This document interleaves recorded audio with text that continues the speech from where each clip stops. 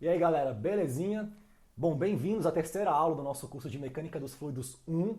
E antes de iniciar a aula, eu queria dar um recado para as pessoas que estão nos assistindo no YouTube, né? Só para que vocês saibam como está sendo feita essa dinâmica de gravação de aulas. Então, nesse momento, eu não estou gravando sozinho da minha casa uma aula para uma câmera. Eu estou dando uma aula real, existem alunos de verdade que não estão comigo aqui, mas estão agora. Ou seja, é uma aula em modo remoto e síncrona. Então, eventualmente, né, se vocês ouvirem vozes assim que não são as minhas vozes, são as vozes dos meus alunos que estão aqui na minha tela da direita, enquanto eu ministro essa aula para vocês, que também está indo para o YouTube. Então, sem mais delongas, vamos começar aqui a aula de hoje, assim. Hoje é uma aula que eu estou muito empolgado, assim, porque a gente vai começar a construir, de fato, o nosso discurso científico vinculado àquilo que entendemos ser a mecânica dos fluidos. Então eu vou definir muitas coisas nessa aula, e eu adoro definir as coisas, né? Eu tenho um filósofo de estimação, o que é uma coisa muito louca, porque geralmente as pessoas têm, sei lá, um prato de comida preferido, né? Tem uma banda de rock preferida, eu tenho um filósofo preferido. Eu sou nerd nesse nível, né? E o meu filósofo preferido, vocês vão perceber aqui ao longo desses cursos, né? É o tio Nietzsche, velho. E por que eu gosto tanto do Nietzsche? Porque o Nietzsche é um cara, velho, que ele vai na definição das coisas, sabe? Ele entende o valor que existe em você gastar tempo, recurso, sinapse, massa cinzenta para definir as palavras para além do senso comum delas. E quando você define a palavra, né, para além daquilo que você acha que ela é, você acaba aprendendo algo. Eu sempre brinco e falo com o pessoal o seguinte, velho. Os caras mais inteligentes que tem são os caras que escrevem dicionários. Escrever um dicionário, velho, é uma tarefa muito difícil, assim. É porque a gente não pensa muito sobre isso. A gente pega lá o dicionário, consulta. Mas você imagina uma pessoa que tenta definir com precisão, com lógica, com coesão, com início, meio, fim, com estrutura, cada palavra que existe, né? E as palavras elas vão mudando também de sentido conforme vão sendo utilizadas. Então por isso que os dicionários vão sendo sempre atualizados. Escrever um dicionário é difícil, porque definir as palavras é muito difícil. E eu quero começar a aula de hoje definindo essas duas palavras, mecânica dos fluidos. Tem mecânica e tem fluidos aqui. E vamos ver como que essas definições que eu vou apresentar aqui vão ser interessantes para que a gente consiga, de fato, ter uma visão um pouco mais clara do nosso objeto de estudo. Então, mecânica, eu vou separar aqui, vou grifar, e fluidos. E a ideia é que eu defina essas duas palavras através de algumas frases que eu peguei de dicionários aqui e de livros de mecânica dos fluidos, mecânica dos meios contínuos, porque é importante que a gente defina direitinho essas palavras que vão ser o objeto de estudo do nosso curso. Então, mecânica, deixa eu pôr uma letra aqui um pouquinho menor, é uma palavra que eu imagino que vocês já devam estar bastante acostumados com ela, afinal de contas, a maioria daqueles que nos assistem assim são alunos de graduação de engenharia mecânica. Né? Deixa eu separar a tela aqui no meio, porque eu vou definir na metade da esquerda a palavra mecânica e na metade da direita a palavra fluidos. É importante que a gente faça aqui essas definições para que a gente se situe em relação ao nosso objeto de estudo. Mecânica, eu peguei a seguinte definição de um dicionário, que é o dicionário Merriam-Webster. Curto só que interessante. É uma sub-área da física, isso não temos dúvida, que estuda os efeitos das interações entre forças, energias e corpos materiais. É interessantíssima essa definição, e eu vou aqui puxar uma setinha para falar de onde que eu puxei a definição, porque eu acho que é importante dar o crédito, né? Isso aqui eu não inventei com as minhas palavras, mas eu peguei de um dicionário, que é esse dicionário aqui, dicionário Merriam-Webster. Eu achei muito boa essa palavra, essa definição aqui. A gente tem aquela ideia de achar que mecânica tem a ver só com movimento. Na verdade, não. Né? A mecânica ela se divide em duas áreas, a estática e a dinâmica, como vocês devem ter já percebido ao longo das primeiras matérias da grade curricular de graduação em engenharia mecânica. Né? Ou seja, na mecânica dos fluidos, a gente também vai investigar tanto a questão do movimento, quanto a questão do equilíbrio entre forças e energias aplicado a corpos materiais que estão no repouso. E aí você poderia pensar, mas poxa, que coisa chata, assim, eu não quero investigar fluido parado. Eu quero ver uma simulação linda, colorida, de um fluido que se movimenta, né? Por que eu iria gastar o meu tempo investigando aquilo que acontece com o fluido que está parado? Parece muito boring. Mas em termos de aplicação de engenharia, né, existem várias aplicações muito importantes que estão associadas ao entendimento, à descrição daquilo que acontece com o fluido que está parado. Por exemplo, a gente tem, né, uma área que a gente chama de manometria, que é esse estudo da distribuição de pressão em linhas de fluido. Isso é extremamente importante em vários tipos de indústria, né? Indústria química, indústria do petróleo, indústria que trabalha com processos assim de transformação da matéria, envolvendo a pressurização de gases em linhas que vão ser depois transportadas. A gente tem, por exemplo, uma área interessante da estática dos fluidos, que vai investigar, e a gente vai ver isso em detalhes nesse curso, forças hidrostáticas que atuam sobre superfícies submersas. Então imagina, sei lá, uma barragem e uma comporta, e você quer calcular a força de uma camada de fluido em cima dessa barragem, um ponto de aplicação, para dimensionar os esforços necessários para abrir uma comporta. Né? Canal do Panamá, por exemplo, que é uma grande obra de engenharia, lida muito com isso. Né? Determinar os esforços num casco de um submarino lá embaixo em repouso. Né? Uma estrutura complexa, altamente pressurizada, né? Que vai estar a muitos metros de profundidade e vai estar também sujeita a um equilíbrio de forças em torno da fuselagem desse submarino, e para você estimar a espessura do aço em função das propriedades mecânicas do material, que vai aguentar ou não aquela pressão, né, no qual aquele submarino vai estar submerso, você vai ter que fazer uma análise de estática dos fluidos. Então, a mecânica ela lida com a estática e com a dinâmica. Beleza? Né? Que basicamente é uma sub-área da física que investiga esses efeitos líquidos das interações entre forças, energias e corpos materiais. É interessante porque aqui aparece corpos materiais. E assim, quando eu olho para minha caneca, né, tipo com chá, eu não consigo ver um corpo material. Olha o tanto de grau de mobilidade que esse cara está sujeito assim. Quando eu penso em corpo material, eu penso, sei lá, no meu mouse. Um objeto de forma muito bem definida, né? Que tem um estado de referência, assim. Esse cara aqui é diferente disso daqui, né? Então, para que a gente consiga definir melhor, né, como essa ideia de corpo material se encaixa no universo da mecânica dos fluidos, é importante que a gente defina o que é um fluido, em primeiro lugar, tá? Então, algumas definições que eu peguei aqui de fluidos. Uma delas, né, é um material que se deforma continuamente sob a ação de uma tensão cisalhante, ou tangencial qualquer. Então, eu vou até um pouco qualquer assim, entre aspas. Essa definição, deixa eu colocar aqui de onde que eu peguei, porque é uma definição clássica, assim, quando eu cursei Mecânica dos Fluidos 1 pela primeira vez na minha vida, foi essa definição que me foi apresentada, né? Essa definição aqui é uma definição que ela vem de um livro do Sandel. É um cara que tem um nome que é muito interessante porque começa com C cedilha, cara, e depois tem um E. Então, assim, é um nome super diferente. Sandel e o brother dele que escreveu com o livro também chama Simbala. Duas pessoas com um nome interessante, assim, Sandel e Simbala, tá? Essa foi a primeira definição que eu vi de fluido na minha vida, assim. E dessa definição eu queria chamar a atenção para o seguinte fato, né? Tem duas palavras que são importantes aqui que eu vou sublinhar. Continuamente. Falaremos bastante hoje sobre o que é o contínuo, né? E tensão cisalhante qualquer. Veja, eu sempre brinco com os meus alunos e falo o seguinte: imagine que você é um homem das cavernas e você está à procura de gravetos, de materiais que você poderia encontrar numa floresta para fazer uma barraca para você. Você quer, tipo, se proteger das intempéries, da chuva, do frio, da solidão existencial, da neve, do leão que quer te comer, enfim.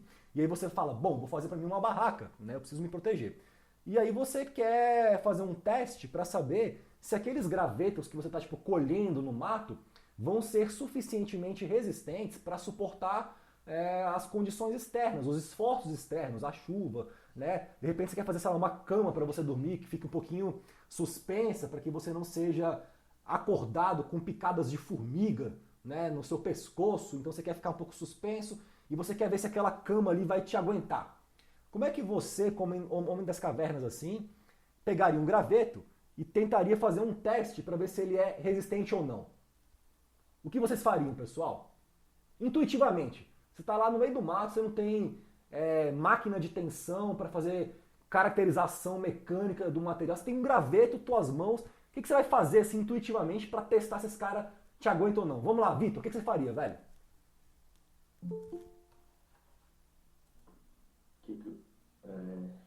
Você ia tentar aplicar uma força simulando o comportamento do que seria, não sei. Né? Perfeito. Você ia aplicar um carregamento e ver como é que ele ia responder. Né? Você ia fazer um carregamento e veria como o material iria responder. Essa coisa tão intuitiva, tão óbvia de aplicar um carregamento e medir a resposta é até hoje o método científico mais moderno que existe para você poder fazer caracterização de materiais. Você lembra de mecânica dos sólidos? Todo mundo lembra, né? Daquele clássico ensaio de tração numa barra. E aí você mede a curva, tensão, deformação. Aí identifica um regime elástico, no qual ele volta para a posição inicial. Um regime plástico, em que ele já tem deformações permanentes na sua microestrutura. Depois ele tem uma ruptura, né? Essa seria a rota natural assim que você iria experienciar, observar a partir de um carregamento de tração numa barra de aço. Então, a mesma realidade se aplica para você tentar medir as propriedades mecânicas de um fluido. A questão, brother, é que eu não consigo tracionar um pedaço de água. A água não tem elasticidade para isso, né? Agora, a água eu posso cisalhar ela. É como se o fluido fosse um material específico no qual o esforço que eu deveria fazer, o tipo de carregamento mecânico que eu deveria impor ao material fosse diferente daquele que eu aplicaria no sólido. Então, na própria definição de fluido, eu defino esse cara como um material que se deforma continuamente, depois eu vou aqui voltar nessa palavra, sob a ação de uma tensão cisalhante qualquer. Eu vou cisalhar um fluido para ver o quão resistente ele vai ser a esse cisalhamento.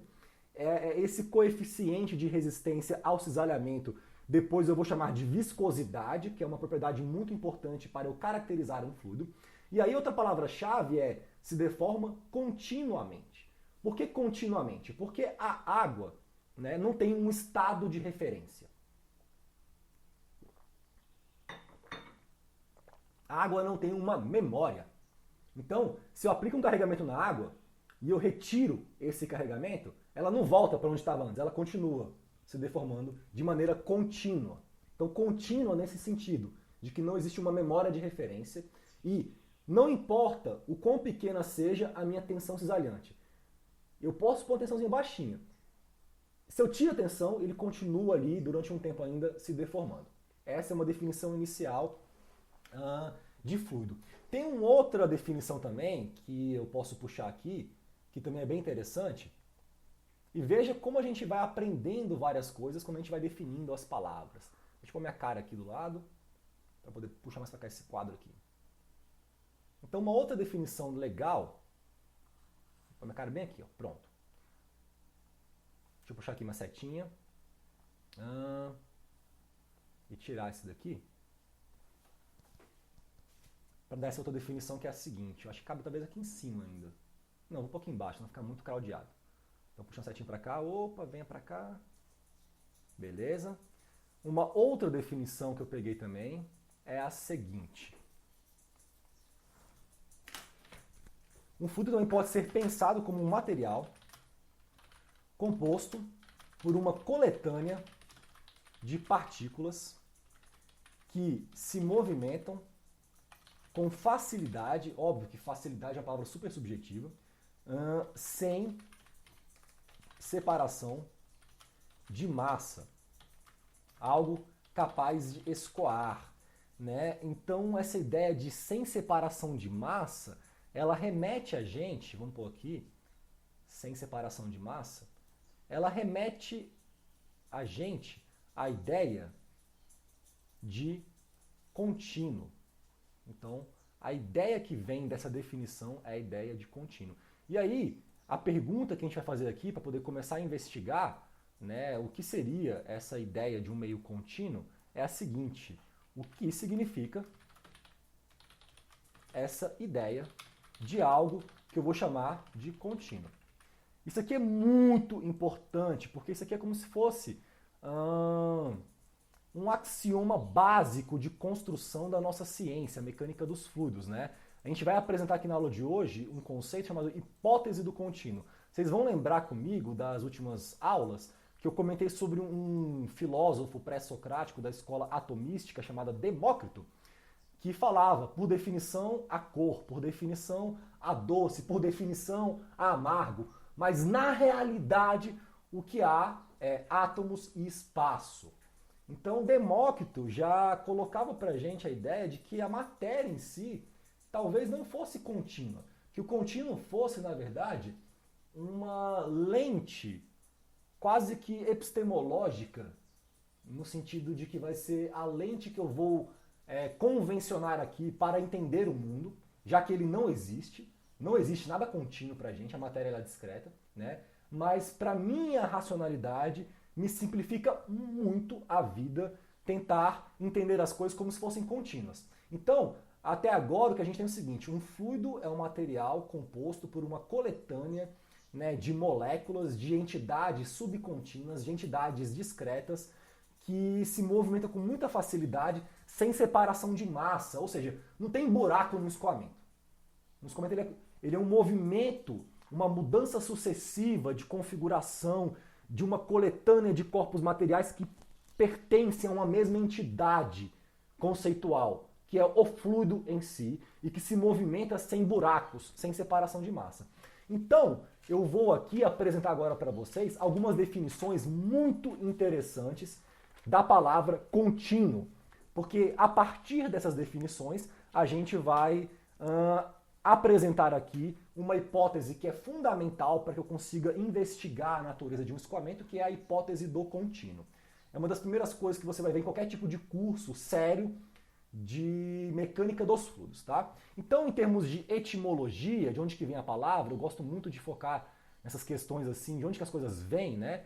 Se a gente pensa em termos de etimologia, contínuo, deixa eu tirar aqui a minha régua, eu sempre esqueço, velho. Pronto, tirei. Contínuo, o que significa isso? De onde que vem? Vamos pôr uma letrinha aqui menor. Então, em termos de etimologia, que é de onde vem a palavra, a gente tem aqui com espaço têneo. Essa palavra aqui está associada a algo que está junto. Então, junto. E têneo, mantido. Então, algo que por alguma força mística é mantida junto. Essa força mística pode ser a nossa própria razão. Pode ser a nossa própria abstração sobre o que é esse meio contínuo, né? No dicionário, se você pega tipo um dicionário de palavras assim, tipo um Aurélio da Vida e tal, você vai ter tipo outras definições. Então, definições do dicionário. Eu vou aqui primeiro apresentar algumas definições de dicionário mesmo, bem simples, e depois algumas definições de livros e artigos científicos bem sérios da mecânica dos fluidos, para que vocês vejam a diferença que existe entre as definições da palavra contínuo, quando ela é apresentada pela perspectiva leiga de um dicionário que não é escrito para um público especializado, quando você confronta essas definições com definições de livros mais densos, né, já para cientistas. Então aqui, definições do dicionário da palavra contínuo. Algumas que eu achei aqui. Não dividido na extensão.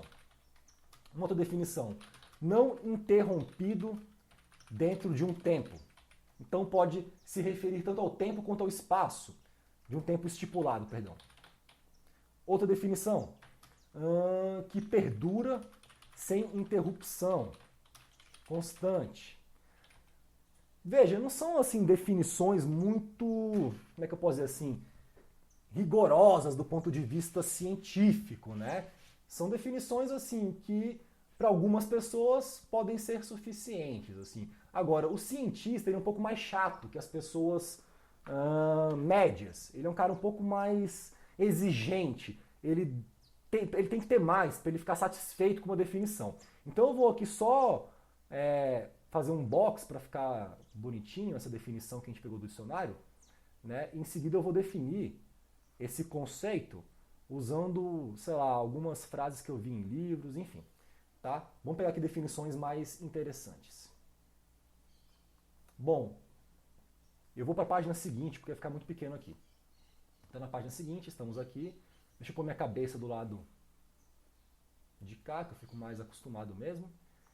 E aqui vamos definir esse vocábulo segundo outras definições. Eu peguei umas bem legais mesmo, e eu vou colocar aqui tipo, as definições e de onde eu extraí elas. Então, a primeira definição, ela vem de um livro, que eu vou pôr aqui o nome, chamado Vectors, Tensors and the Basic Equations of Fluid Mechanics, de um cara chamado Rutherford Ayres, dos anos 60, que é um livro maravilhoso, que fala o seguinte: a ideia de um meio contínuo é uma abstração. Ponto. Ele já começa falando a verdade, não existe. A física moderna nos leva a crer, olha que interessante isso, que a matéria é composta de partículas elementares, ponto. Dessa forma, a matéria não pode ser definida em sua essência como contínua. E suas propriedades, isso aqui é fundamental, são apenas médias estatísticas tomadas sobre um grande número de moléculas. Essa definição aqui eu peguei do Rutherford Ayres, que é um livro de 1962 chamado Vectors, Tensors and the Basic Equations of Fluid Mechanics. Né? Então, olha que interessante, assim, nessa definição inicial, você já observa, velho, o seguinte, uma honestidade brutal desse cara de reconhecer que o contínuo é apenas uma abstração, apenas uma idealização, apenas uma hipótese, porque aquilo que nós entendemos a respeito da natureza da matéria, segundo os avanços da física moderna, é de que essa matéria ela é composta por partículas elementares e, no fundo, as propriedades que a gente inventa para poder caracterizar a matéria são apenas médias estatísticas que a gente toma sobre um número muito grande de moléculas que as origina. Eu gravei uma live semana passada com um colega meu da Engenharia Química da Unicamp, o professor Luiz Fernando Mercier Franco, um cara brilhante que trabalha com dinâmica molecular de não equilíbrio.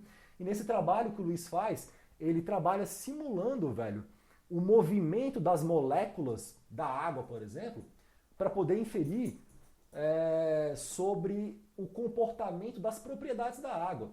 Então, assim, vocês percebam que, na verdade, aquilo que eu batizo de propriedade do material, então, por exemplo, temperatura, pressão, massa específica, tensão superficial, viscosidade, condutividade térmica, calor específico, nada disso existe. Só o que existe é molécula com energia cinética. Ponto. Agora, o comportamento coletivo microestrutural de uma coletânea de moléculas vai dar origem a uma temperatura, vai dar origem a uma viscosidade, vai dar origem a uma pressão. Essas propriedades macroscópicas que a gente usa para poder descrever como a matéria se comporta, se movimenta, são abstrações. Uma molécula nunca teve e nunca terá temperatura. Uma molécula não tem febre. É impossível para ela ter febre. Ela tem só energia cinética. Temperatura já é um grau médio que está associado a um comportamento estatístico de um conjunto enorme de moléculas que possui energia cinética. E aí, se a flutuação na escala molecular aumenta, você fala que esse cara esquentou. Porque isso gera uma resposta quase que sensorial, né, de nós, seres humanos, equipados com vários sentidos. Estou com calor, estou com frio. A gente sente, né, no fundo, as variações que ocorrem da energia cinética dos meios nos quais nós estamos submergidos, né? Então o ar está frio, as moléculas do ar estão vibrando um pouco menos. O ar está quente, elas estão vibrando um pouco mais. Eu tenho sensores, eu sinto isso, mas a molécula em si não tem temperatura, porque isso é um conceito já contínuo. Uma outra definição muito interessante de contínuo, e aqui eu vou pegar várias definições de diferentes autores para a gente poder realmente ter bastante clareza em termos daquilo que estamos estudando. Então uma outra definição que eu peguei é o seguinte, velho. Nesse trabalho, então isso aqui foi extraído de um trabalho, generalizamos a teoria clássica do contínuo, isso aqui é um artigo científico muito legal, a fim de fornecer um procedimento sistemático para tratar em maiores detalhes as manifestações macroscópicas de eventos subcontínuos sem sacrificar a conveniente abordagem da teoria de campo. Eu vou explicar isso daqui. Isso aqui foi extraído de um artigo do Daller e do Scriven, publicado na Royal Society em 1963, chamado Theory of Structured Continua. Um artigo incrível, genial, brilhante, cara. No qual esses caras estavam escrevendo lá, tá muito quente agora. Estavam escrevendo, tentando mostrar uma teoria matemática bem geral, capaz de descrever usando uma abordagem de campo. Então aqui nesse curso vocês vão ver que a gente gosta muito de falar, quando está falando em mecânica dos fluidos, de campo, né? Campo de velocidade, campo de pressão, campo de temperatura, campo de massa específica, porque a abordagem de lidar com a descrição de um conjunto gigantesco de partículas, de moléculas que interagem entre si com altos graus de mobilidade, é muito difícil descrever isso. Então, a abordagem de campo ela é conveniente, como esse cara fala. Existe uma conveniência para a cognição, para a razão, para o intelecto, para a cabeça, em usar uma abordagem matemática de funções matemáticas escalares e vetoriais de campo, campo de temperatura, campo de pressão, para lidar com a descrição daquilo que acontece na microescala da matéria. A causa de tudo está no micro, velho. E a gente, como observador macroscópico, olhando uma realidade microcoletiva que se desenrola diante dos nossos olhos, a gente percebeu que teríamos mais sucesso em descrever esses fenômenos, principalmente na mecânica dos fluidos, se utilizássemos para descrever essas manifestações macroscópicas a abordagem de campo. Então, um conceito fundamental que eu vou apresentar aqui na aula que vem ou na próxima é a ideia de campo. O que é um campo de velocidade? Que descreve o movimento de um escoamento, né? Como que a gente pode relacionar a causa com a consequência? Então, por exemplo, num contexto de mecânica dos fluidos, um gradiente de pressão, uma diferença de pressão, poderia ser uma causa que gerasse como consequência um movimento de um fluido, movido de uma pressão maior para uma pressão menor. Ambos, causa e consequência aqui, velocidade e pressão, são entendidos como campos. Eu tenho um campo de pressão em que cada ponto do espaço, a pressão no escoamento tem um valor em cada instante de tempo, e tem um campo de velocidade. Agora é importante que a gente tenha em mente que a origem de tudo é a molécula, o interior da matéria, que por natureza não é contínuo. Beleza? Eu espero, pessoal, que essas definições aqui estejam servindo para abrir a cabeça de vocês em relação a como a gente vai construir a nossa ciência. Porque eu entendo também que um curso de graduação, ele é mais do que uma transmissão de informação. Isso daí, brother, tu pega um livro e lê, tu pega uma revista e tu lê, né? Tu vai no Google e tu pesquisa. Um curso como esse é uma construção. Eu estou construindo com vocês aqui uma narrativa que tem que ter início, meio e fim para ser entendida e que vai falar sobre os conteúdos que estão, sei lá, previstos numa ementa. Mas para mim isso é o de menos. O que importa não é a ementa, o conteúdo, é a narrativa. ela ser coesa. Então, a gente tem que definir as coisas do zero. O que é um fluido, o que é mecânica, quais vão ser as hipóteses que eu vou aqui considerar para construir com vocês a nossa ciência, né? E com isso vocês vão talvez estar mais motivados a querer entender. Bom, uma outra definição aqui que eu vou pegar, que eu acho muito legal também, é de um livro maravilhoso de mecânica dos meios contínuos, que eu já estudei bastante na minha vida, de dois autores indianos, depois eu vou falar sobre eles, que os caras falam o seguinte: ao nos referirmos a um meio contínuo, estamos lidando com um objeto físico hipotético. Olha que loucura. No qual a matéria, um pouco embaixo, encontra-se, tá longe aqui, velho. No qual a matéria encontra-se continuamente distribuída por todo o objeto. Essa é uma definição de um cara chamado... Olha o nome desse cara. Chandrasekhar. É grande esse nome, brother. Karaya. Eu falo que é o livro do indiano. Né? A gente chamava do livro do indiano, porque a gente não sabia falar esse nome, Chandrasekhar. Nem fala Karaya, deve falar Chandrasekhar, sei lá. Esse cara foi prêmio Nobel de Física. Né? Chegou a ganhar um prêmio Nobel, tá? Um cara brilhante. E Debnath. E o livro chama... Isso aqui é de 1994, um livro mais moderno. E o livro chama Continuum Mechanics. Então eu acho que agora vocês estão já bastante abastecidos com informações sobre aquilo que dizemos ser um meio contínuo. E o resumo da obra, irmão, é o seguinte, velho. Dessa conversinha toda é que o contínuo surge apenas como hipótese. Pronto, não existe. Tá? A matéria no nosso universo ela não é contínua. Vamos pôr isso aqui no meio, cara, porque isso aqui é importante. E melhor ainda, vamos colocar até uma letra maior, porque isso aqui é muito importante, essa conclusão. É uma hipótese. E aqui eu vou ter que falar sobre a hipótese do contínuo e como ela se relaciona à definição de propriedades médias locais. Então vamos sublinhar isso daqui, pôr numa caixinha, porque isso aqui é muito importante. O contínuo surge apenas como hipótese. Então agora a gente vai ter que falar sobre esse axioma básico de construção da mecânica dos fluidos, que a gente chama de hipótese do contínuo. Eu vou fazer um desenhozinho aqui agora, meio que de improviso, para que a gente fale sobre essa hipótese. Tá? Então a pergunta que a gente vai fazer aqui é a seguinte: como formular de maneira precisa, entre aspas, formal, essa hipótese do contínuo.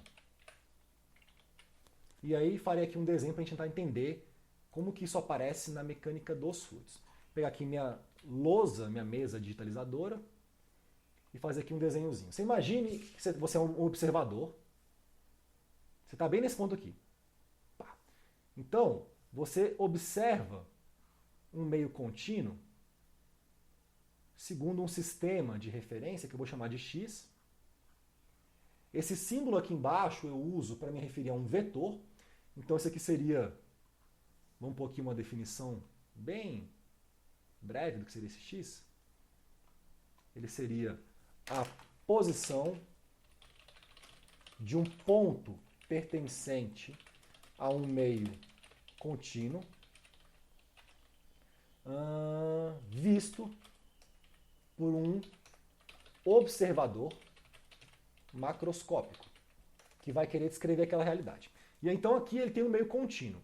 Como é que a gente vai representar esse meio contínuo aqui? Seria, sei lá, um pedaço aqui de matéria. Tá? Esse cara ele vai ter uma dimensão típica macroscópica que eu vou chamar de Lzão. Então aqui ele tem um tamanho característico Lzão. Vamos chamar de Lzão. Esse L é uma escala importante para a análise do fenômeno. Agora aqui, se eu observo um pontinho do meu meio contínuo e dou um zoom nesse cara, o que eu vou ver nesse ponto, vai ser uma coletânea de moléculas que se movimenta em várias direções. E aí eu vou definir uma outra escala para esse pequeno volume, que é uma escala L, uma escala intermediária, o tamanho típico de um ponto que contém várias moléculas, mas que é muito pequeno para mim como observador macroscópico. E aqui dentro desse volume, se eu pego um pedaço dele e dou um outro zoom, eu vou ter as minhas moléculas ali, eu vou pegar duas moléculazinhas, preencher aqui, e elas também estariam associadas, né? Vamos supor que elas estão andando para cá, sei lá, se movimentando. Vai existir uma escala também importante, vinculada aos comprimentos que vão se manifestar na escala molecular. Então aqui eu vou chamar de lambda essa escala. Tem três escalas para poder avaliar um fenômeno. Uma escala Lzão, uma escala Lzinho e uma escala lambda. Cada uma dessas escalas vai receber um nome aqui.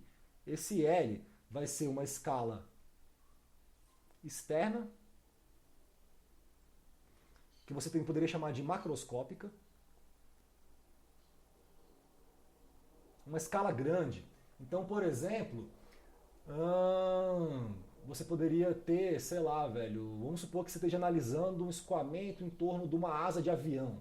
A escala macroscópica é o tamanho da corda da asa, por exemplo, uma escala que é grande, que está na mesma ordem de magnitude do observador. Aqui a gente teria uma outra escala Lzinho, que é uma escala que eu vou chamar de escala intermediária.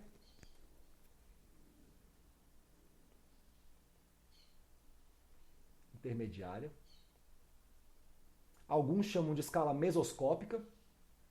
E uma escala lambda, que seria uma escala interna ou molecular.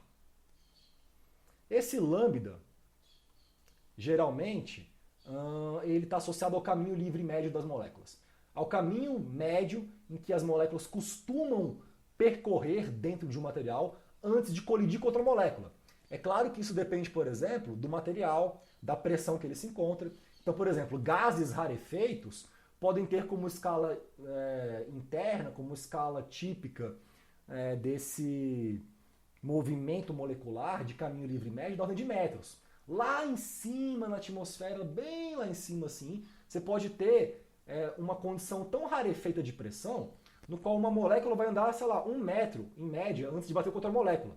Né? Se você volta para a Terra e vai pressurizando, essa escala interna vai diminuindo, então ela é a função também da pressão. Tá? Essas duas escalas aqui são as escalas que a gente chama de microscópicas. Tá? Estou só definindo microscópicas. Jargões aqui para a gente poder se referir à hipótese do contínuo. Assim.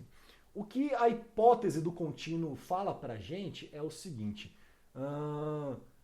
Quando eu for descrever um meio contínuo, eu vou chamar de ponto algo que possua dimensões muito menores do que as dimensões macroscópicas do sistema, para que eu possa chamá-lo de ponto, mas ao mesmo tempo suficientemente grande para conter dentro de si um número representativo de moléculas, para que eu possa extrair uma estatística significativa desse ponto. Eu vou até escrever isso em outras palavras, tá? Tentando usar aqui as grandezas Lzão, Lzinho e lambda. Então, vamos pôr mais para frente. Tentar colocar aqui tipo, essas escalas aqui meio que vistas. Minha cabeça tá tipo... Deixa eu tirar minha cabeça aqui. Foda-se a minha cabeça. Deixa só minha voz aqui por enquanto. Então, aqui a gente tem esse desenho e deixa um pouquinho um texto para a gente definir como que a gente poderia, em termos dessas escalas, já enunciar a hipótese do contínuo. Vamos pôr aqui assim. Vou pegar meu teclado. De acordo com a hipótese do contínuo, para que eu possa chamar uma porção do meio de ponto, este deve ser suficientemente pequeno quando comparado com as dimensões macroscópicas do sistema, aqui eu vou pôr entre parênteses o que seria a dimensão macroscópica. Vamos pôr aqui também entre parênteses.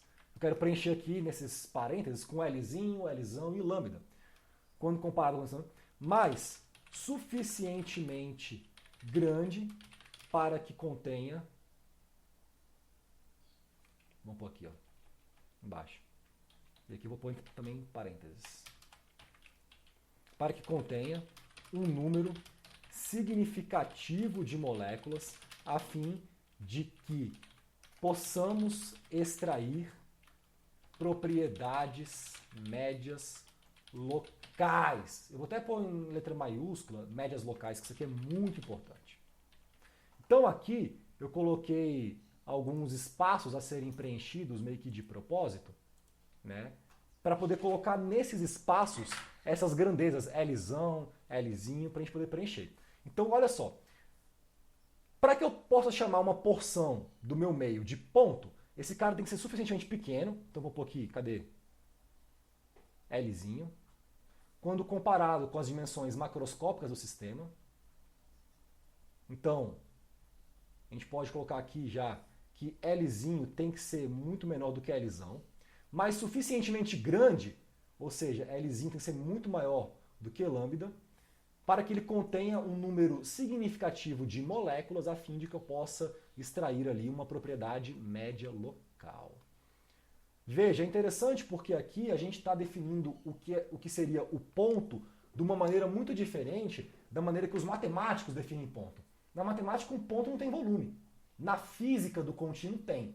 Um ponto é um pedacinho do espaço que é pequeno em relação a quem observa, para que eu chame ele de ponto, mas muito grande para que tenha ali várias moléculas para que eu consiga extrair propriedades médias locais. Assim. E aí, para que vocês entendam essa ideia de propriedade média local e como isso se relaciona à hipótese do contínuo, eu vou dar aqui um exemplo, tá? De propriedade média local que a gente vai definir com base na hipótese do contínuo. Então, exemplo do que chamamos de propriedade média local.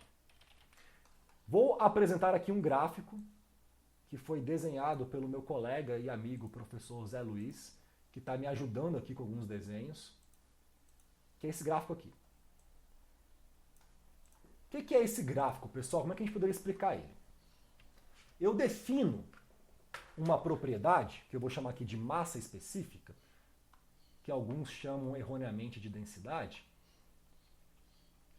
E vamos definir, assim a princípio, uma primeira definição de massa específica como sendo a razão entre a quantidade de massa e o volume ocupado por uma sonda de medição.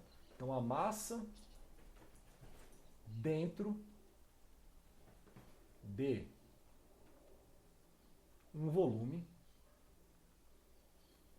da sonda de medição. Essa vai ser a minha primeira definição de massa específica. Depois eu vou melhorar essa definição. Então imagine o seguinte, é um experimento mental. Você faz uma sonda que basicamente tem na ponta um volume pré-definido, pré-calibrado e uma balança. E o que essa sonda vai medir é a massa contida dentro desse volume. Perfeito? Aí você pega essa sonda aqui, pá, e você vai ali, velho. Deixa eu pôr minha cara aqui agora, porque eu gosto de gesticular bastante, velho. Então, beleza. Aí você vai ali, velho, colocando essa sonda no material e você vai tipo, fazendo um monitoramento da massa que esse cara vai lendo ali para verificar localmente a massa específica. E aí, você pega o mesmo material e aí você faz o seguinte experimento. Você constrói, velho, 1000 sondas diferentes, de vários tamanhos. Você vai variando o tamanho da ponta da sonda de medição, desde um tamanho quase assim molecular até um tamanho maior.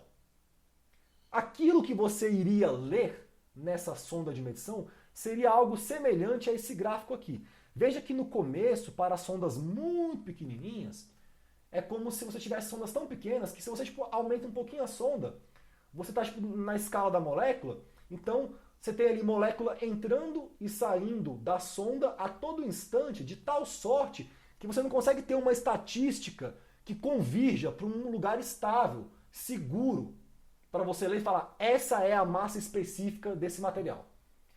Para sondas muito pequenas, ele vai ler aqui uma hora uma massa específica, sei lá, aqui, outra hora uma que vai estar aqui, outra hora uma que vai estar aqui. É como se não tivesse ainda, para esses tamanhos de sonda, uma estatística significativa, válida, representativa, que levasse a uma saturação daqui para frente dessa propriedade. Então, para esse tamanho aqui crítico, eu não posso tratar o meu meio como se ele fosse contínuo. É como se eu tivesse autorizado a chamar o meu meio de contínuo quando a minha lente de aumento ela passa a ter um volume já suficientemente grande para que eu deixe de captar flutuações de origem molecular que não me permite tratar esse meio como contínuo. Então daqui para frente, esse cara meio que estabiliza, essa propriedade para de mudar e eu falo, ok, a partir desse tamanho eu posso lidar com o meu meio como se ele fosse contínuo. Né? Esse tamanho aqui, 10 a menos 9 milímetros cúbicos, é um volume crítico típico da água, a pressão e temperatura ambiente. Esse cara aqui, ele está associado a esse lambda ao cubo, a esse caminho livre médio molecular ao cubo. Então, esse lambda, pelo que eu expliquei, é o caminho médio que as moléculas costumam andar antes de bater outra molécula. É uma métrica, uma referência, uma escala que eu posso utilizar para conceber, né, o menor tamanho possível que vai me permitir chamar aquele cara de ponto, sem que eu veja ali as moléculas, mas consiga lidar com a realidade molecular em termos de como ela modifica as propriedades contínuas do meio, massa específica, pressão. Então aqui, quando a gente define esse axioma da hipótese do contínuo, é como se eu estivesse convencionando com vocês qual vai ser a lente de aumento máxima que eu, como fluidodinamicista, vou utilizar para investigar a realidade dos meus escoamentos. Ok? Tá claro? Balancem a cabeça se estiver claro. Estão acompanhando? Tá rolando de entender? Tem alguma dúvida, pessoal? Tem alguma coisa que tá estranha, tá obscura? Tá de boas? Posso prosseguir? Diga, Luiz. Pode falar. Por que utilizou para esse delta V crítico aí a água? Não, na verdade é o seguinte, não é que você utilize a água, é que esse valor aqui que eu coloquei é para água. Né? É como se para cada material você tivesse um valor numérico diferente do que seria esse volume crítico. É só para você ter uma noção de ordem de grandeza mesmo, não é a água como referência não, tá? É porque como eu pus um número aqui, 10 a menos 9 e tal, isso vale para quê? Porque lembra que eu falei que esse lambda, ele varia em função do material, da pressão que ele está, da temperatura. Então, como ele depende desse lambda, esse volume crítico, que seria o volume mínimo sensitivo da sonda de medição, e eu pus um número, esse número aqui é para água no caso, mas assim, para cada material é 1, assim, tá?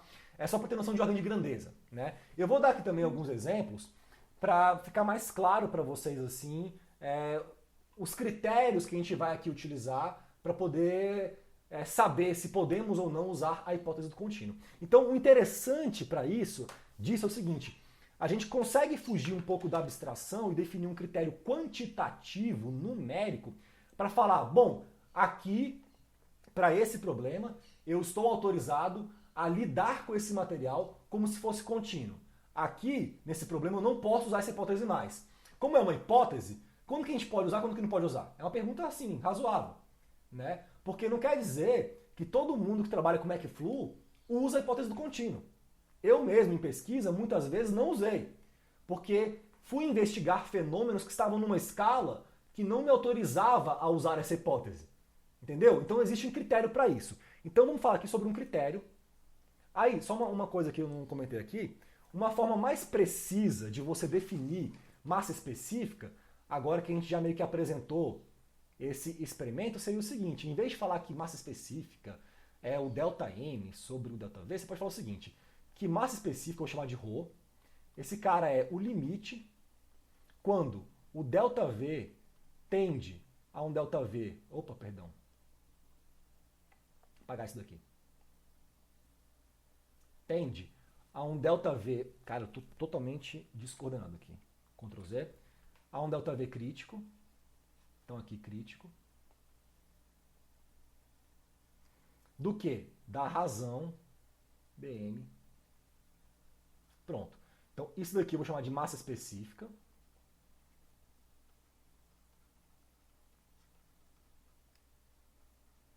Esse cara tem dimensão de quilograma por metro cúbico, no Sistema Internacional de Unidades. Tá?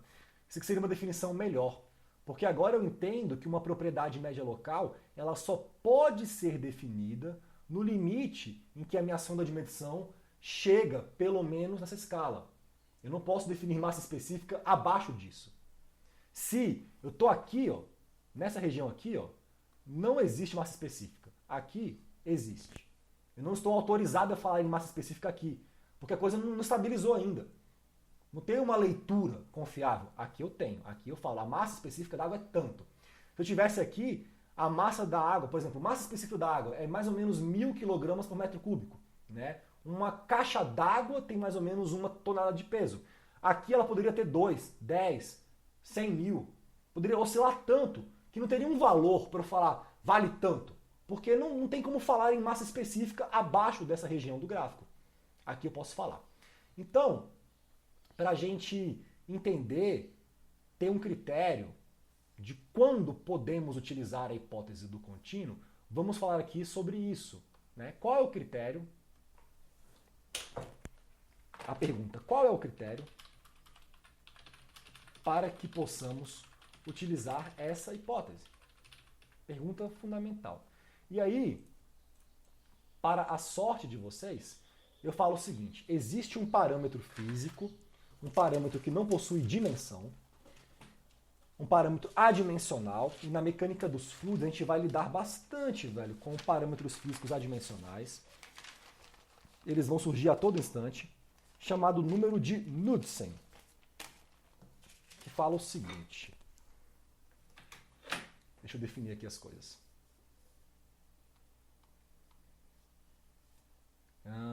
Venha, pronto. Existe um cara que chama número de Knudsen. Número de Knudsen, que foi um físico que investigou isso. E esse cara é simplesmente uma razão entre uma escala interna e uma escala intermediária. Né? A gente pode pôr assim, escala interna em relação a uma escala intermediária.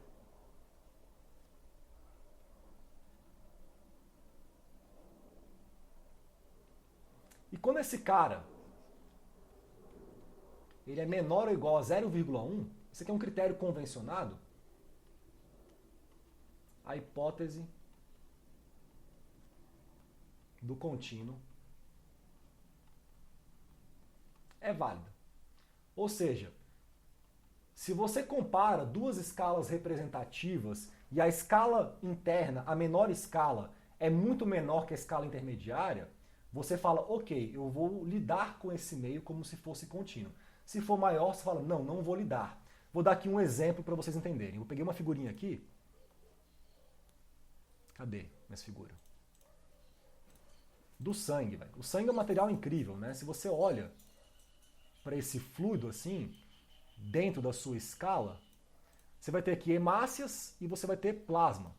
E é interessante que você pode definir aqui algumas dimensões típicas, né?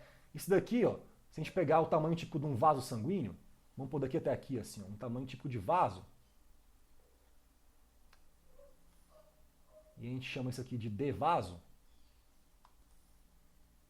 D vaso. E compara com o tamanho típico de uma hemácia. A hemácia é basicamente a maior célula que existe no sangue. Assim. O sangue é composto por hemácia, leucócito, plaqueta, mas do ponto de vista da reologia, da mecânica dos fluidos, o que importa são as hemácias, são as maiores estruturas ali dentro. Né? Então aqui eu vou chamar essa hemácia de D célula. E aí, o interessante é o seguinte, quando você olha para o sistema circulatório, você tem, tipo assim, uma multiplicidade de escalas, de tamanhos de vaso gigantescas. Você tem, sei lá, a aorta, que é uma veia gigantesca, né? A maior veia que tem. Você tem vasinhos capilares na microcirculação que levam nutrientes para as extremidades das suas mãos e pés, que são minúsculos assim. Então você tem desde vasos da ordem de centímetros, uma aorta, até vasos que são da ordem de micrometros na microcirculação. Em alguns pedaços do sangue, você pode lidar com ele como se fosse contínuo. Em outros, não. Então aqui, vamos colocar assim, um gráfico típico de como você teria uma leitura. Olha que interessante esse gráfico aqui, velho. Eu vou montar aqui com vocês aqui na hora. Esse é um gráfico que a gente investiga quando a gente vai estudar sangue. E o gráfico é o seguinte. Eu vou mostrar o comportamento de uma propriedade do sangue. Perdão. Deixa eu pôr aqui. Mi, isso que seria a viscosidade do sangue. Ainda que vocês não saibam direito o que é viscosidade, entendam que pelo menos para essa finalidade de entender a hipótese do contínuo, a viscosidade é uma propriedade do material. Tá? Então, viscosidade do sangue. Em função do diâmetro do vaso. Tá? Alguém quer fazer alguma pergunta aí? Professor, Diga. só uma pergunta, voltando ali no número de Knudsen, ele tem que ser maior ou igual que 0,1 para a gente considerar a hipótese do contínuo? Não, menor, ele tem que ser pequeno. Quando tende a zero, é porque a tua escala intermediária já está tipo, muito grande em relação à escala interna. Ou seja, eu estou longe da escala interna. Eu estou no limite contínuo. Se eu aumento o Knudsen, eu estou aproximando essas escalas. Eu estou chegando na molécula, eu estou chegando nas coisas pequenas, nos elementos subcontínuos, discretos, que vão me dar aquela informação. Aí não posso mais lidar com contínuo. Tenho que olhar molécula a molécula, átomo a átomo, hemácia a hemácia. Não importa o elemento que é, mas o elemento pequeno que gera a manifestação microscópica já não pode mais ser visto como algo contínuo, quando o Knudsen é grande. Então, Knudsen pequeno, hipótese do contínuo. Knudsen grande, vou lidar com os fenômenos discretos em si. Beleza? Obrigado. De nada. Bom, aqui, se eu faço um gráfico, então, dessa viscosidade em função do diâmetro do vaso, veja que esse tipo de gráfico não é muito diferente desse aqui de cima, ó, da massa específica em função do tamanho da sonda de medição. Só que em vez de mudar o volume da sonda, eu estou mudando o tamanho do vaso. Eu estou investigando esses regimes de escoamento desde a microcirculação até a macroescala, né? E vendo como esse tamanho de vaso gera mudanças na viscosidade do sangue. A viscosidade do sangue tem muito a ver com aquilo que acontece nessa escala das hemácias, como elas interagem entre si, etc. E um gráfico típico disso, eu peguei aqui para separar para vocês. Hoje a aula vai ser basicamente hipótese do contínuo. Eu quero investigar isso direito, explorar isso aqui a fundo. Né? Parece assim, é muito abstrato, não serve para nada. Serve, velho. A gente está aqui definindo, velho, como a gente vai construir a ciência, brother. Isso aqui é fundamental, velho. Então, um gráfico típico desse, ele tem esse comportamento aqui, ó, que eu vou mostrar. Vou tentar reproduzir aqui. Ele tem uma queda aqui, depois ele sobe aqui, e uma hora ele satura aqui. Seria mais ou menos isso aqui. Se eu fosse dividir em regiões, eu tenho uma região aqui que tem uma tendência, eu tenho aqui uma que tem outra, e aqui eu tenho outra tendência. Então eu poderia colocar região aqui 1, região 2, região 3. Isso aqui é uma coisa meio que típica, assim, sabe? Do que a gente observa por experimentos e teorias matemáticas e solução de equações diferenciais da hemodinâmica, enfim, simulação e tal. Né? E esses comportamentos são interessantes. Assim. Na região 1, que a gente tem é o seguinte, região 1, a viscosidade, ela basicamente aumenta se eu pego o diâmetro do vaso e diminuo. Então nessa região 1 aqui, eu estou aumentando... Opa, é difícil desenhar uma linha reta aqui, velho. Caralho, não consigo. Eu estou aumentando. Eu vou desistir e eu vou colocar aqui a minha régua, porque eu me sinto tão incapaz. Agora sim. Esse é o Brasil, brother. Então aqui eu estou aumentando a viscosidade do sangue conforme eu diminuo o vaso, né? Por que isso? Porque chega um ponto, velho, em que o vaso é tão pequenininho, você tem ali as hemácias tão assim arrochadas ali dentro, você tem basicamente uma interação que é célula e parede. E aí fica muito difícil de passar sangue ali. Essa resistência ao movimento, ela fica muito grande. Você aumenta a viscosidade, o atrito, porque você está com um vaso tão pequenininho que a célula começa a ficar espremida ali. Então você tem essa resposta típica, por exemplo. Nessa região 2, eu tenho... Isso daqui eu estou dando só exemplos para vocês entenderem os mecanismos físicos por trás dessas tendências de comportamento aqui, que vão levar a gente a lidar com o sangue como se fosse contínuo ou não. Na região 2, o que eu tenho já é um outro rolê. Deixa eu pôr aqui régua. Na região 2, você observa que você tem uma viscosidade que aumenta conforme o diâmetro do vaso também aumenta. Por que aí? Porque agora eu estou no limite já em que não é mais célula-parede, mas ainda é tudo muito pequenininho, de tal sorte, velho, que agora as células interagem entre si e uma célula gera deformação na outra e você tem esse movimento de deformação da célula que atua como um agente que acaba lubrificando um pouco o sangue. A célula se deforma, permite que você consiga passar com mais facilidade ali. É como se estivesse em outro regime físico. Mas ambos os regimes ainda estão oscilando. É como se nessa região 1 e 2 eu não tivesse ainda autorizado a lidar com o sangue como um meio contínuo. Então aqui, ó, não posso usar a hipótese do contínuo. Na região 3, eu tenho uma estabilização desse comportamento. Agora eu tenho vasos grandes, né? Eu posso chamar de região estável aqui.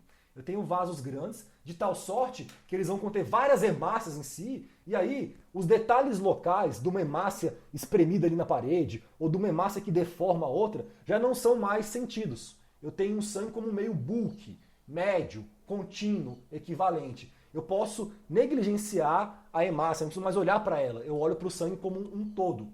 Porque o meu vaso é suficientemente grande para que a minha razão, por exemplo, entre, o diâmetro da célula e o diâmetro do vaso, na região 3, esse cara já é, muito menor do que 1. Esse cara aqui não deixa de ser um Knudsen. O Knudsen, no fundo, é um parâmetro que mede uma razão entre duas escalas de investigação do fenômeno.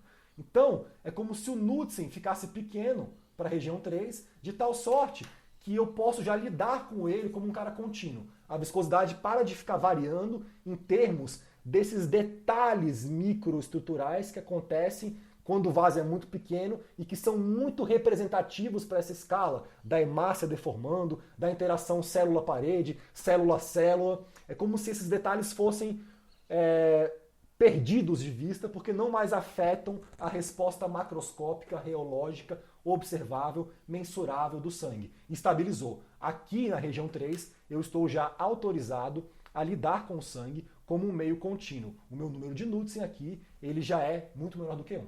Então é um exemplozinho para você tentar falar, ok, certos fenômenos físicos da mecânica dos fluidos poderão ser tratados como contínuos, outros não.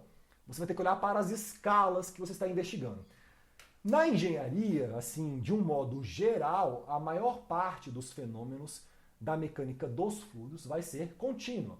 Então, por exemplo, o movimento de petróleo num duto, o movimento do ar em torno de uma asa de avião, o movimento da água em torno do casco de um navio, né, o movimento do ar na carroceria de um carro, o movimento de um fluido de transporte numa indústria de processo, geralmente vão ser fenômenos contínuos. Agora, suponha que um dia você vai, sei lá, projetar um microsatélite que vai subir no espaço para, sei lá, ficar lá orbitando a Terra e coletando dados. Quando ele vai subir no satélite, é interessante porque no lançamento tudo é contínuo. A interação do satélite, do foguete que vai carregar esse satélite, sei lá, com o fluido em torno dele, ela é contínua. Porque, né, a pressão atmosférica aqui ela é suficientemente grande para fazer com que a escala do caminho livre médio molecular na Terra seja muito pequena. Então, em relação ao tamanho do foguete, é óbvio que o Knudsen é quase zero. Mas o foguete vai subindo, vai subindo, vai subindo.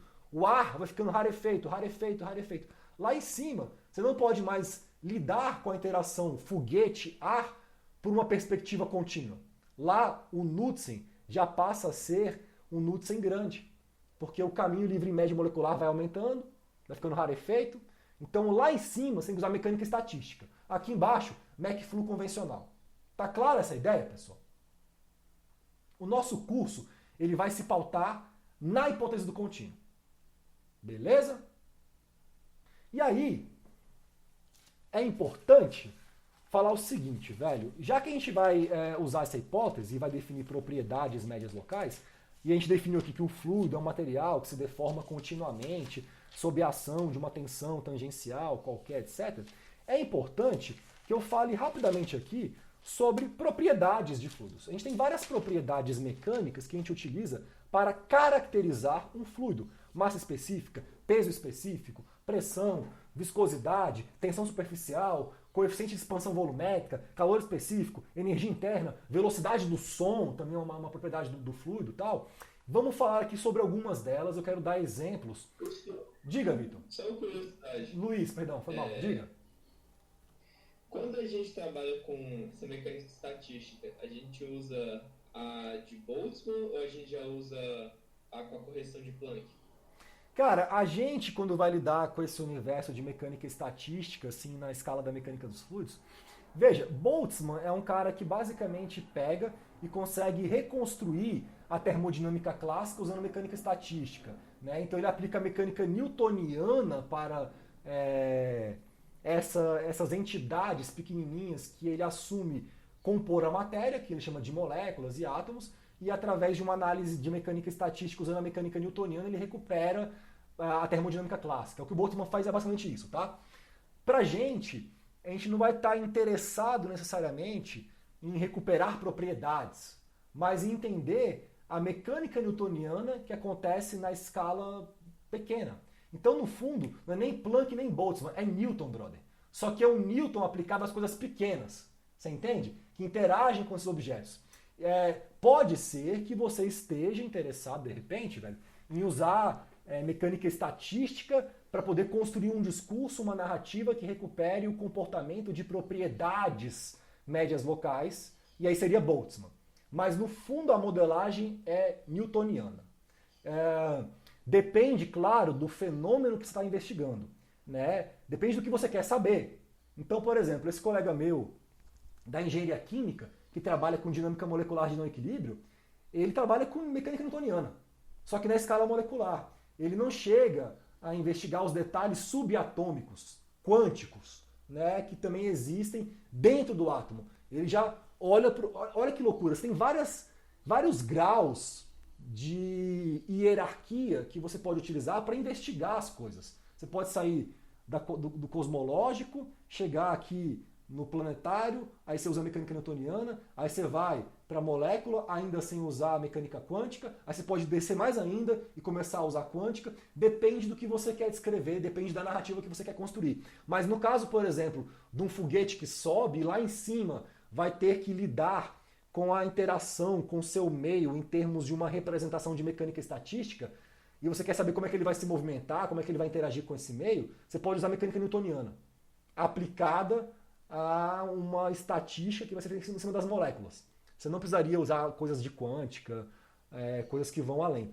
Tudo depende do que você quer estudar, velho. Eu trabalho com fluidos magnéticos, né? Vocês já viram já fluido magnético? Como é que é o material desse aí ou não? Nunca viram? Então, velho, deixa eu mostrar um videozinho aqui no YouTube, velho, porque é massa demais. Eu só vi vídeo, mas saber como é que funciona esse negócio aí. Deixa eu ver se eu acho que a minha tese é melhor, velho. Minha tese... Pode falar. Rapidinho. Porque aqui no exemplo dos vasos sendo aqui, o senhor falou que tem que ser menor, por ser menor que 1, né, a gente já pode considerar a hipótese de contínuo como válida. Perfeito. Mas ele em cima era menor que 0,1? Assim, é muito menor do que 1. Sabe aquela coisa assim, tipo, vamos definir um número para poder falarmos sobre isso? Porque tá sujeito à discussão, porque é uma definição nossa mesmo, isso não existe rigorosamente, né? Então, o menor ou igual a 0,1, a gente convenciona que, ok, já é muito menor que 1, já atende. Beleza? Tá, certo, entendi. De nada. Ó, só um exemplo aqui que você perguntou da questão de como é que a gente lida com as coisas pequenas. Isso aqui é a minha tese de doutorado. Eu não vou ficar lendo ela com vocês porque ela tem quase 300 páginas. Mas assim, eu trabalho com fluidos magnéticos, né? Então, aqui tem um exemplo de partículas magnéticas que estão na microestrutura de um fluido magnético. Um fluido magnético é um óleo escuro. Ele é composto pela junção de um líquido base, carreador, geralmente oleoso, e aí você põe dentro desse líquido nanopartículas de material ferromagnético, nanoímãs permanentes, tá? Então você cria um líquido que é magnético. Isso aqui é uma imagem de microestrutura. Aqui, quando você aplica um campo externo, as partículas se alinham numa direção preferencial. Então ele é um material anisotrópico. Né? Na ação de um campo, ele vai se comportar de maneira diferente numa direção em relação às outras.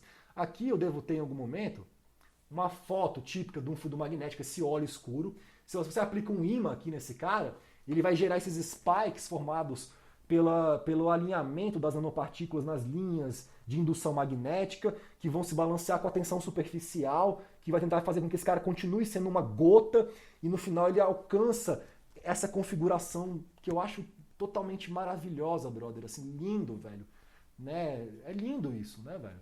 É super lindo, na verdade. Eu lembro que, muito tempo atrás, né, a gente foi procurado por uma pessoa das artes, lá na UNB, Artes Visuais.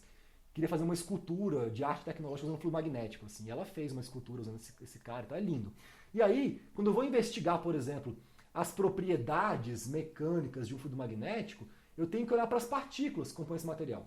Então aqui, eu olho para as partículas. Eu devo ter imagem disso, assim, né? Eu tenho aqui o volume material. Se eu dou um zoom, eu tenho os meus nanodipolos magnéticos. Se eu dou um zoom, eu tenho as minhas partículas magnéticas que são cobertas com uma cadeia na sua superfície, geralmente de ácido oleico, né? São macromoléculas de material polimérico, que eu chamo de surfactantes, que evitam que essas partículas aglomerem e formem agregados instáveis. Se eu dou um zoom ainda maior, é isso que eu teria, partículas de 10 nanômetros em relação a esse tamanho aqui de cadeia polimérica. Aí você pensa, porra, é pequeno isso aqui, 10 nanômetros?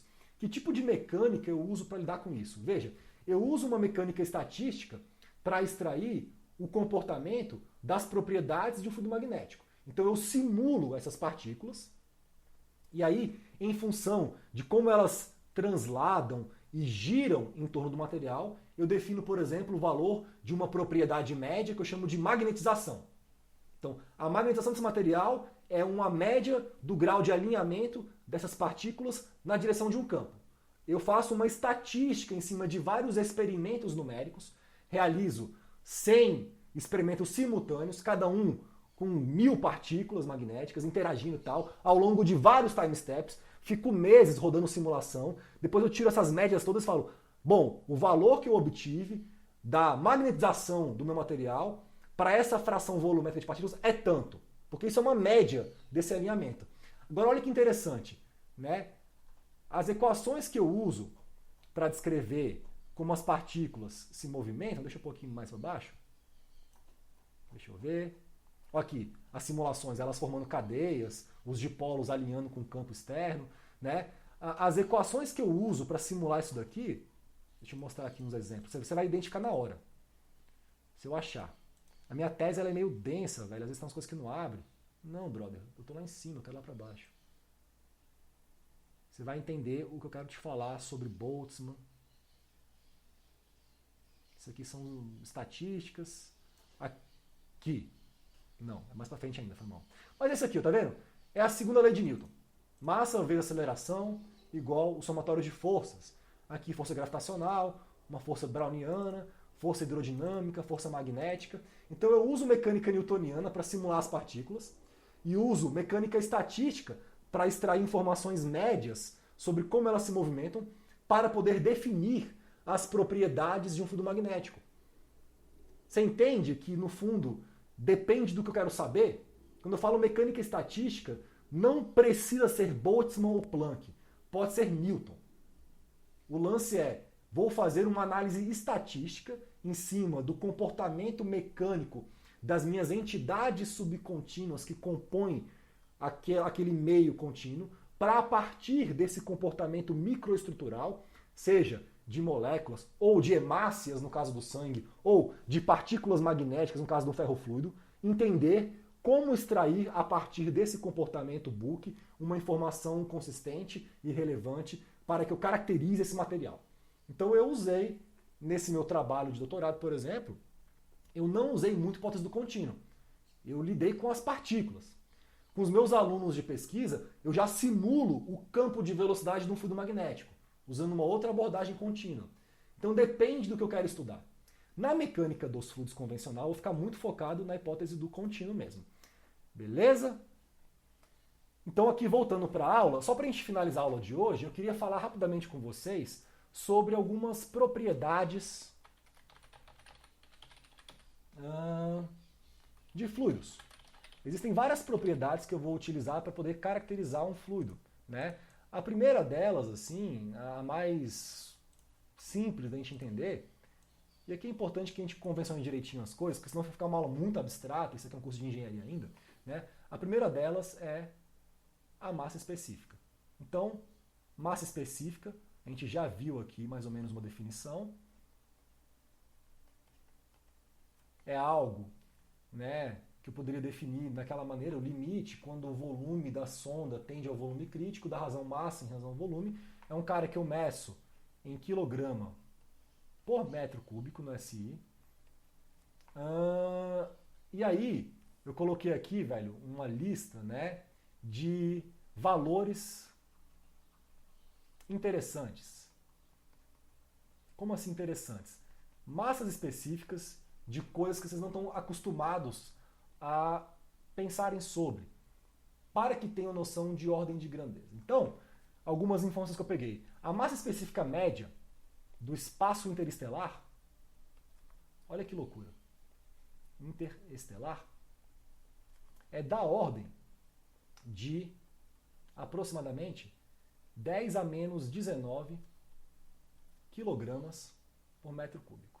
A massa específica da Terra, do planeta Terra mesmo, onde a gente mora, em termos médios, porque tem água, tem ar, tem floresta, tem ferro, médio, o valor médio da densidade da Terra, vamos colocar assim, é de aproximadamente 5,5 quilogramas por metro cúbico.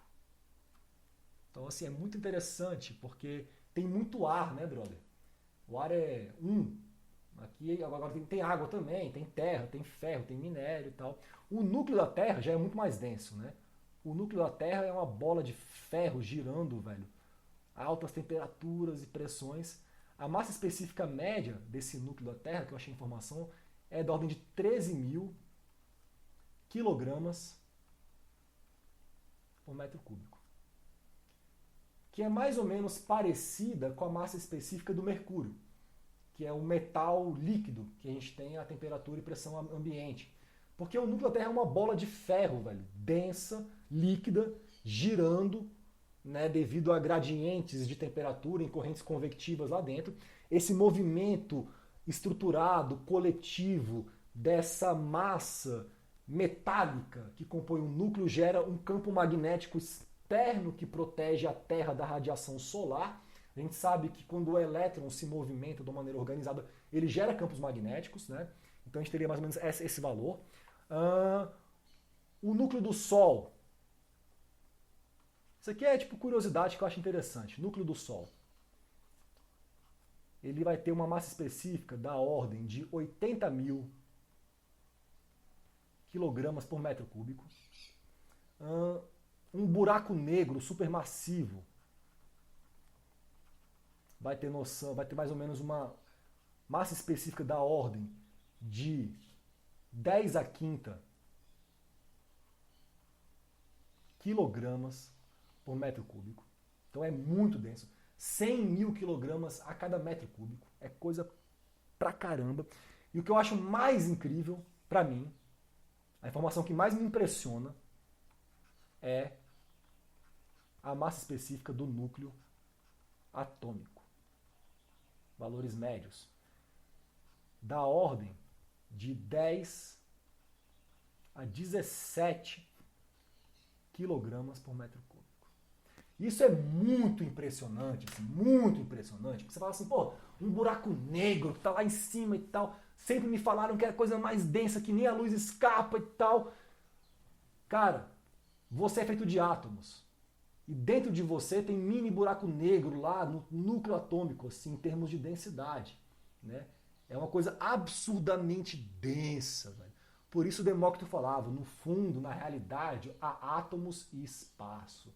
A gente é feito, velho, de uma quantidade enorme de um vazio denso. Sabe, velho? É isso, assim, no fundo. Isso eu acho impressionante, incrível, né? Além de massa específica, a gente tem outras propriedades também importantes. Por exemplo, uma que a gente chama de peso específico, né? O peso específico de um fluido, de um material... Bom, lembra que massa é uma quantidade meio que invariante. Agora o peso não. O seu peso em Júpiter é diferente do seu peso na Terra, porque o peso tem a ver com a gravidade. E o mesmo vale para a diferença entre massa específica e peso específico. Então, peso específico, eu vou chamar geralmente dessa letra aqui, que eu nunca sei o nome, se é lambda, gama, sei lá, que vai ser ρ vezes g, em que g é o módulo da aceleração e da gravidade. Módulo da aceleração gravitacional. Se massa específica a gente mede em quilograma por metro cúbico, esse cara vai ser medido em newton por metro cúbico. Beleza? Uma outra propriedade que a gente também convenciona aqui é aquilo que a gente chama de gravidade específica.